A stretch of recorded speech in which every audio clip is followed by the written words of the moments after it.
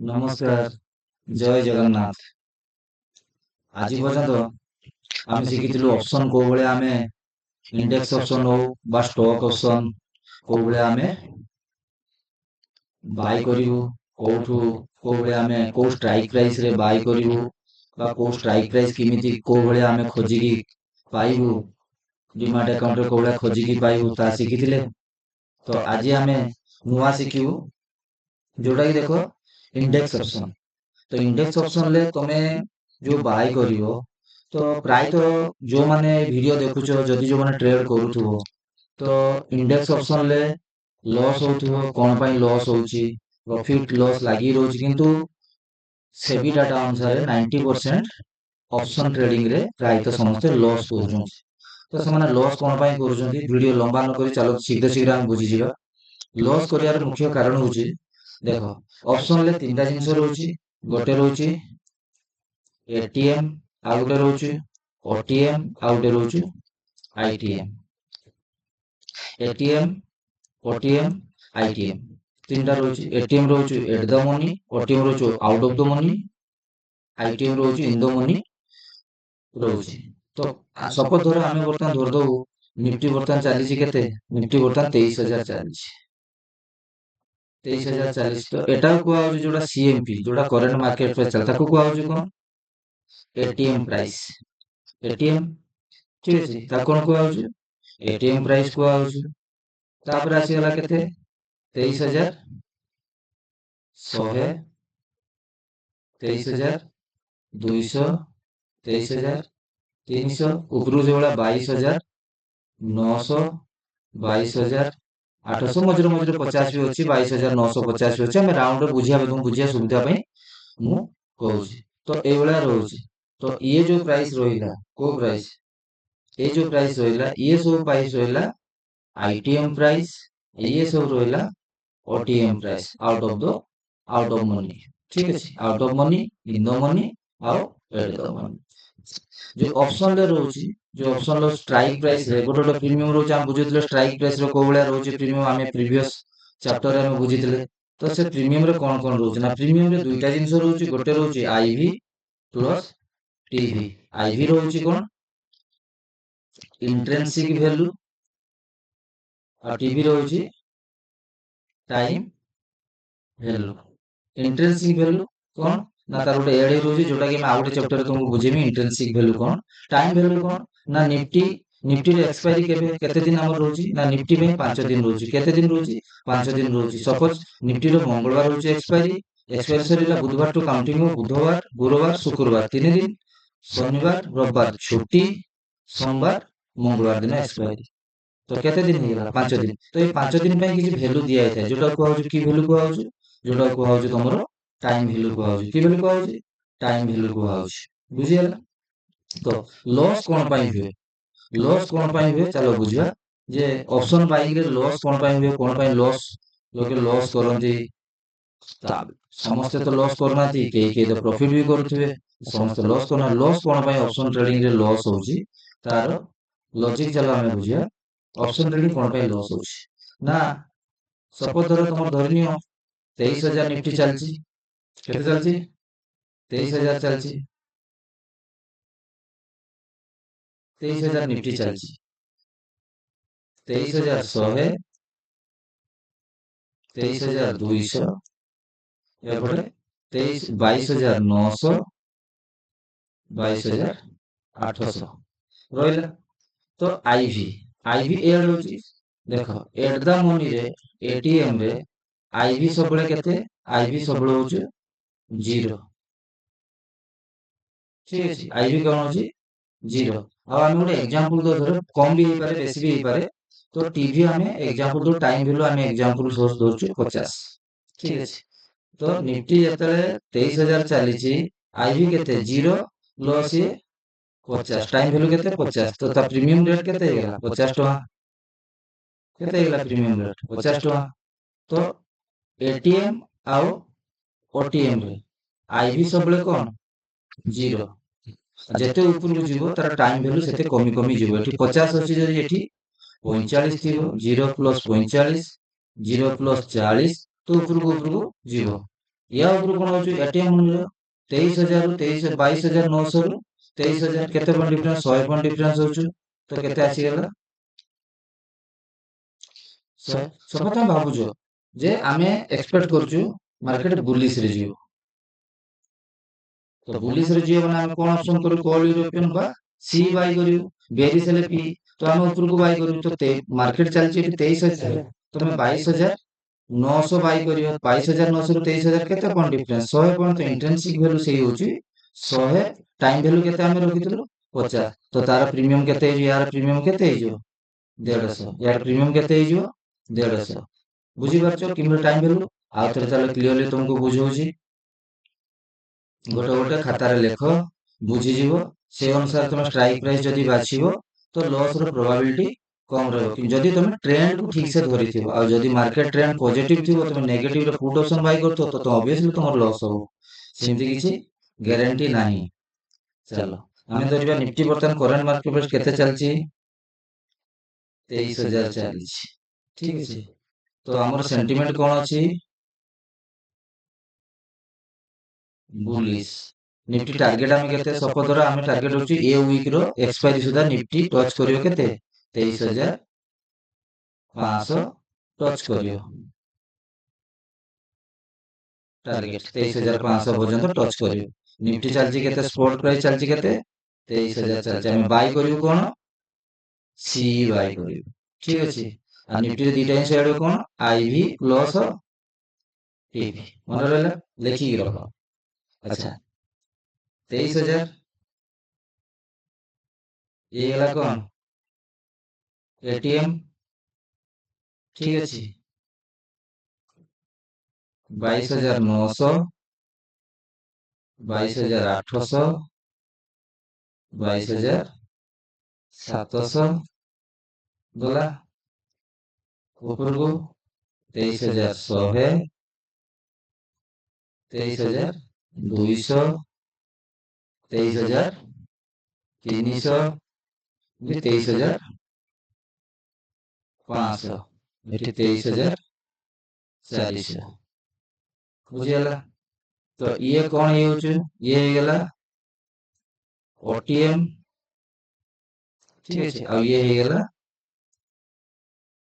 ITM तो OTM रे सब बुझेतली कोन ओटीएम रो आईवी सब कोन आईटीएम एटीएम रो आईवी सब होछु 0 और ओटीएम रो आईवी होछु 0 ठीक अछि तो तमे प्रीमियम कोला बाछिबो देखो 23,000 22,900 केते पॉइंट डिफरेंस होची 100 पॉइंट तो 100 प्लस टाइम वैल्यू केते 50 तो प्रीमियम केते गेला एठी प्रीमियम हिजो केते हिजो 100 प्लस 50 प्रीमियम वाला 150 एठी 200 कोन पय 200 ना 800 रु 23,000 के 200 point difference plus time value 50 तो केते हिजो 250 एठी केते डिफरेंस 300 300 प्लस 50 केते हिजो 350 ठीक अछि तो एटा तमे 150 टंका 250 टंका और 350 टंका रे तमे पाई परिबो बुझियला तो यार कोन यार सब आईवी 0 0 प्लस 50 आको केते रे पाइजो आको पाइजो तमे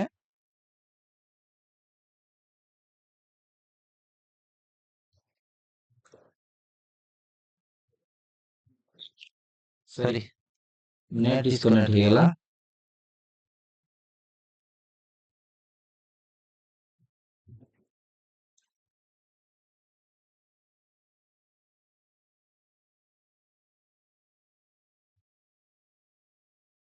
नेट डिस्कनेक्ट हो गला चल आउ थोड़ा हमें लिखि दबा केते हमें धरले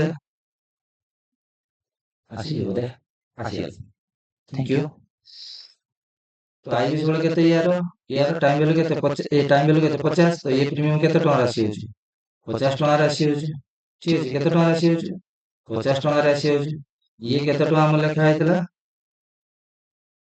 150 टका ये होची 250 टका तो ऊपर जेतले जियो यार सब आईवी कोन रहउची 0 ଆଉ ଟାଇମ୍ ଭ୍ୟାଲୁ ସବୁ ଆସ୍ତେ ଆସ୍ତେ କଣ ହବ, ଉପରକୁ ଟାଇମ୍ ଭ୍ୟାଲୁ ତଳକୁ ଉପରକୁ ଯେତେ ତଳୁ ଉପରକୁ ଯିବ, ଯେତେ ଉପରକୁ ଆଉଟ୍ ଅଫ୍ ଦ ମନି ଯିବ, ଆଉଟ୍ ଅଫ୍ ଦ ମନିରେ ଟାଇମ୍ ଭ୍ୟାଲୁ ସବୁବେଳେ କଣ ରହୁଛି, ଟାଇମ୍ ଭ୍ୟାଲୁ କମି ଯିବ। ଏଠି 40 ରହିବ, ତାହେଲେ ଇଏ 40 ଟଙ୍କା ପ୍ରିମିୟମ, ଇଏ ରହିବ 0 ପ୍ଲସ୍ 30, 500ଟା ରହିବ 0 ପ୍ଲସ୍ 10, ଏଭଳିଆ କମି ଯିବ। ମୁଁ ଏକ୍ସାମ୍ପଲ ପାଇଁ କହୁଛି, କମ ବେଶୀ ବି ହେଇପାରେ ଏକ୍ସାମ୍ପଲ।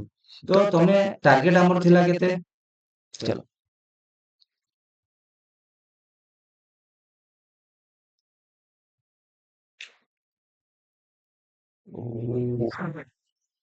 ହଁ, ଆମର ଟାର୍ଗେଟ କଣ, ନିଫ୍ଟି ଆମର ଟାର୍ଗେଟ ଥିଲା କେତେ, ଟାର୍ଗେଟ ଆମର ଥିଲା 23,500। ସେଣ୍ଟିମେଣ୍ଟ ଆମର ନଜର କଣ ଥିଲା, ବୁଲିଶ ଥିଲା। ଆମେ ନେଇଛୁ କଣ, କଲ୍ ଅପସନ। କରେଣ୍ଟ ମାର୍କେଟ ଚାଲିଛି କେତେ, ଚାଲିଛି 23,000। ଦେଖ, ଯେତେବେଳେ 22,900 ଯାଇକି 23,500 ଆସିବ, ତ ତମେ କେତେ ପଏଣ୍ଟ ପାଇଯିବ, କେତେ ପଏଣ୍ଟ ପାଇଯିବ, 600 ପଏଣ୍ଟ। ତ ତମର ଏଠି ପ୍ରିମିୟମ, ତମେ 150 ଟଙ୍କା ପ୍ରିମିୟମ କିଣିଥିଲ, କେତେ ଟଙ୍କା ତମେ ଦେଇଥିଲ, କେତେ ଟଙ୍କା, 150 ଟଙ୍କା ତମେ ଦେଇଥିଲ ପ୍ରିମିୟମ କିଣିଲା ବେଳକୁ। କାରଣ ତମେ କିଣିବା କିଛି ତ ପଇସା ଦେବା ପାଇଁ, ତ ତୁମକୁ ମାଗଣାରେ କିଛି ମିଳିବନି, ତମକୁ ଦେବା ପାଇଁ ପଡିବ। ତ 150 ଟଙ୍କା ପର କ୍ୱାଣ୍ଟିଟି ହିସାବରେ। ତ ନିଫ୍ଟିର ଲଟ୍ ସାଇଜ 65 ଅଛି, ବର୍ତ୍ତମାନ 65 ଚାଲିଛି। ଆମେ ଗୋଟେ କ୍ୱାଣ୍ଟିଟି ହିସାବରେ ବୁଝୁଛେ, ତମେ 65 ହିସାବରେ ଏକୁମୁଲେସନ ବା କାଉଣ୍ଟିଂ କରିପାରିବ, ଇଣ୍ଟୁ କରିପାରିବ।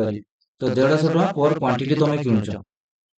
ଯେତେବେଳେ ସିଏ 900 ଯାଇକି ପହଞ୍ଚିବ, 23,500 ଟାର୍ଗେଟ ଆଚିଭ୍ ହେଇଯିବ, ତ ତମର କେତେ ପଏଣ୍ଟ ତମେ ସେଠି ପାଇଯାଉଛ, କେତେ ପଏଣ୍ଟ ପାଉଛ, 600 ପଏଣ୍ଟ। ତମେ କେତେ ପଏଣ୍ଟ ପାଉଛ, 600 ପଏଣ୍ଟ ପାଉଛ। ଦେଇଥିଲ କେତେ ଟଙ୍କା ଦେଇଥିଲ, 150 ଟଙ୍କା ଦେଇଥିଲ। ତ ତମ ରହିଲା କେତେ ଟଙ୍କା, 450 ଟଙ୍କା ପର କ୍ୱାଣ୍ଟିଟି ହିସାବରେ। ତମର ପ୍ରଫିଟ ହେଲା କେତେ, 450। ଠିକ ଅଛି, ଇଏ ହଉଛି ଆଇଟିଏମ ର। ତ 23,000 ଏଟିଏମ ମନିର କଣ ହଉଛି ନା, 23,000 ଯେତେବେଳେ 23,500 ପହଞ୍ଚିବ, ତମେ କେତେ ପଏଣ୍ଟ ପାଉଛ, କେତେ ପଏଣ୍ଟ ପାଉଛ, 400 ପଏଣ୍ଟ ପାଉଛ। 23,000 23,500 500 ପଏଣ୍ଟ ପାଉଛ, କେତେ ପଏଣ୍ଟ ପାଉଛ, 500 ପଏଣ୍ଟ ପାଉଛ। କିନ୍ତୁ ସେତେବେଳେ ଟାଇମ ଭ୍ୟାଲୁ କମି ଚାଲିଥିବ, ତ ସେ ଅନୁସାରେ ପ୍ରଫିଟ ରହିବ। କିନ୍ତୁ ତମେ ଯଦି ଓଟିଏମ ମନି କିଣିବ, ଆଉଟ୍ ଅଫ୍ ଦ ମନି ଯେତେବେଳେ ତମେ କିଣିବ, ଆଉଟ୍ ଅଫ୍ ଦ ମନି ଯେତେବେଳେ ତମେ କିଣିବ, ତ ପ୍ରୋବ୍ଲେମ କଣ ହବ ନା, ଇଏ ଗୋଟେ ଦିନ ତ ନିଫ୍ଟି ତ ତମର ନିଫ୍ଟି ଭଳିଆ ସିଧା ତ 23,500 ପାଖକୁ ଯିବନି। ନିଫ୍ଟି ଯିବ ଉପରକୁ, ନ୍ୟୁଜ ଆସିବ, କୌଣସି ପ୍ରକାର ହବ, ଉପର ତଳ ହେଇକି ଲାଷ୍ଟରେ ଯିବ। ଠିକ ଅଛି, ଲାଷ୍ଟରେ ସେ କୋଉଠିକି ଯିବ, 23,500 ତମ ଟାର୍ଗେଟ ଆଚିଭ୍ ହେଲା। ତମେ ଯୋଉ ଟାର୍ଗେଟ ରଖିଥିଲ, ଏକ୍ସପାୟରି ସୁଦ୍ଧା ତମର ଟାର୍ଗେଟ ଆଚିଭ୍ ହେଇଗଲା। କଣ ହେଇଗଲା, ଟାର୍ଗେଟ ଆଚିଭ୍ ତମର ହେଇଗଲା। ଠିକ ଅଛି, କିନ୍ତୁ ପ୍ରଫିଟ ହବ କି ଲସ୍ ହବ ତମେ ଜାଣିବ କେମିତି। ଦେଖ, ଯଦି ତମ ଟାର୍ଗେଟ ଆଚିଭ୍ ହେଇଯିବ, ଟାର୍ଗେଟ ଆଚିଭ୍ ହେଇଗଲା ପରେ ବି, ଟାର୍ଗେଟ ଆଚିଭ୍ ହେଲା ପରେ ବି ତମର ଏଠି କଣ ଅଛି ନା, ଇଣ୍ଟ୍ରିନ୍ସିକ ଭ୍ୟାଲୁ କେତେ ଅଛି, 0 ଅଛି। 23,500 ଆସିବ, ସେତେବେଳେ କଣ, ଏ ଟାଇମରେ ଯୋଉ 10 ଥିବ, ସେ ଏକ୍ସପାୟରି ଦିନ ଯଦି ସେଇ ମାନେ 5 ଦିନ ପରେ ଯଦି ତମର 23,500 ବି ନିଫ୍ଟି ପହଞ୍ଚୁଛୁ, 23,500 ପହଞ୍ଚୁଛୁ, ତ ତା ଇଣ୍ଟ୍ରିନ୍ସିକ ସବୁବେଳେ 0। ତ ଇଏ ସବୁବେଳେ କେତେ, 10ଟା ବି କେତେ ହେଇଥିବ, ସେତେବେଳକୁ 0 ହେଇଯାଇଥିବ। କି ମାନେ ଟାଇମ ଅନୁସାରେ ଟାଇମ ଭ୍ୟାଲୁ ଡିକେ ହବ, ଆସ୍ତେ ଆସ୍ତେ 5 ଦିନ ଭିତରେ ଡିକେ ହବ। ଟାଇମ ଆସ୍ତେ ଆସ୍ତେ କମିବ, ଯେତେ ଦିନ ଅଧିକ ଯିବ ତାର ଟାଇମ ଭ୍ୟାଲୁ ସେତେ କମି ଆସିବ। ତ ଟାଇମ ଭ୍ୟାଲୁ କମିବା ଅନୁସାରେ ସେ 0 ହେଇଯିବ। ତ ସେଟା କେତେ, 0.05 ହେଇଯିବ। କିନ୍ତୁ ତମେ ଯଦି ଏଟ୍ ଦ ମନି ବା ଇନ୍ ଦ ମନି କିଣିଥିବ, ଯେ ତମ ଟାର୍ଗେଟ ପାଖରେ ପହଞ୍ଚି, ତାହେଲେ ତମେ ପ୍ରଫିଟ ପାଇବ। ତ ଏଟ୍ ଦ ମନି କିଣିଲେ ବି ବା just out of the money କିଣିଲେ ବି ତମେ କିଛି ପ୍ରଫିଟ ପାଇପାରିବ। କିନ୍ତୁ ତମେ ଯଦି ଆଉଟ୍ ଅଫ୍ ଦ ମନି ଉପରେ ଯଦି ଟ୍ରେଡ୍ କରିବ, ତାହେଲେ ତମର ଅଲୱେଜ ବି କଣ ହବ, ଲସ୍ ହବ। କଣ ହବ, ଲସ୍ ହବ। ଚାଲ ସେଟା କେମିତି ଦେଖିବା, ଆମେ କୋଉଠି ଦେଖିବା, ଦେଖ ଆମେ ଦେଖିବା ଅପସନ ଚେନ୍ କୁ ଯିବା। ଦେଖ, ନିଫ୍ଟିର ଅପସନ ଚେନ୍ ପଳେଇ ଆସିଲେ। ଦେଖ, ବର୍ତ୍ତମାନ 22,300 ଚାଲିଛି ନିଫ୍ଟି। 22,300, 22,300, ଏଠି 500 ଟଙ୍କା ଅଛି, ଇଏ 487, ଇଏ 454। ଉପରକୁ ଦେଖିବା, 22,000, ଦେଖ ଉପରକୁ 23,000 ପର୍ଯ୍ୟନ୍ତ କଲ୍ ଅପସନ, ଦେଖ 154 ଟଙ୍କା। ଆସ୍ତେ ଆସ୍ତେ ସିଏ କମି ଆସୁଛି। ତ ଟାଇମ ଭ୍ୟାଲୁ ଆସ୍ତେ ଆସ୍ତେ କମିବ। ଇଏ ବି ସେ ଲାଷ୍ଟରେ କଣ ହେଇଯିବ, ଲାଷ୍ଟକୁ 0। ତେଣୁକରି ତମେ ଯେତେବେଳେ ଯେବେ ବି ଟ୍ରେଡ୍ କରିବ, ଯୋଉ ଟାଇମରେ ବି ଟ୍ରେଡ୍ କରିବ, ସବୁବେଳେ ଚେଷ୍ଟା କରିବ ଆଇଟିଏମ ମନିରେ ବା ଏଟିଏମ ମନିରେ ଟ୍ରେଡ୍ କରିବା ପାଇଁ। ଆଉଟ୍ ଅଫ୍ ଦ ମନିରେ ହିରୋ 0 କିଛି ଆସୁଛନ୍ତି, ଦେଖିବ ହିରୋ 0, ଇଏ ସବୁ ଟ୍ରେଡ୍ କର ନାହିଁ। ଏଟିଏମ ଆଉ ଆଇଟିଏମ ମନିରେ, ଇନ୍ ଦ ମନି ଆଉ ଏଟ୍ ଦ ମନିରେ ତମେ ଟ୍ରେଡ୍ କର।